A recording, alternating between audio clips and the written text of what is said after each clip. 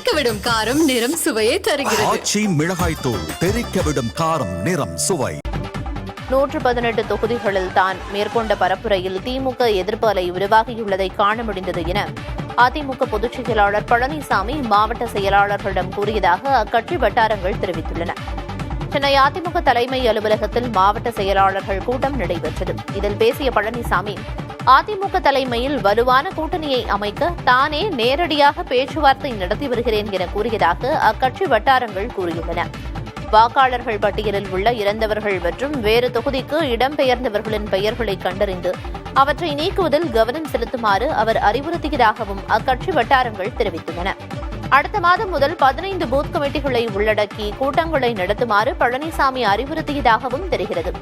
118 தொகுதிகளில் இதுவரை பரப்புரை மேற்கொண்டுள்ளதை சுட்டிக்காட்டிய பழனிசாமி, மக்களிடம் திமுக எதிர்ப்பு அலை உருவாகியிருப்பதை காண முடிந்தது என கூறியதாகவும், அதனை பயன்படுத்தி தேர்தல் பணிகளை வேகப்படுத்த உத்தரவிட்டதாகவும் அதிமுக வட்டாரங்கள் தெரிவித்துள்ளன. பாமகவில் ஒழுங்கு நடவடிக்கை குழு முன்வைத்த 16 குற்றச்சாட்டுகளுக்கு அன்புமணி ராமதாஸ் பதிலளிக்காததால் வரும் திங்களன்று தைலாபுரத்தில் மீண்டும் ஒழுங்கு நடவடிக்கை குழு கூடி முக்கிய முடிவுகள் எடுக்கப்பட உள்ளன. பாமகவில் ராமதாஸ் அன்புமணி இடையே மோதல் போக்கு நீடித்து வருகிறது.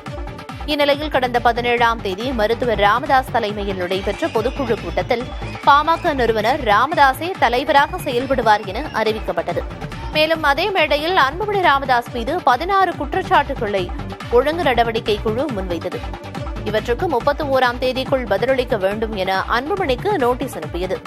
அந்த கெடு நாளையோடு முடிவடையும் நிலையில் அன்புமணி இதுவரை எந்த பதிலும் அளிக்கவில்லை. இதுகுறித்து முக்கிய முடிவுகள் எடுப்பதற்காக வரும் திங்களன்று தைலாபுரத்தில் மீண்டும் ஒழுங்கு நடவடிக்கை குழு கூடுவதாக தகவல் வெளியாகியுள்ளது.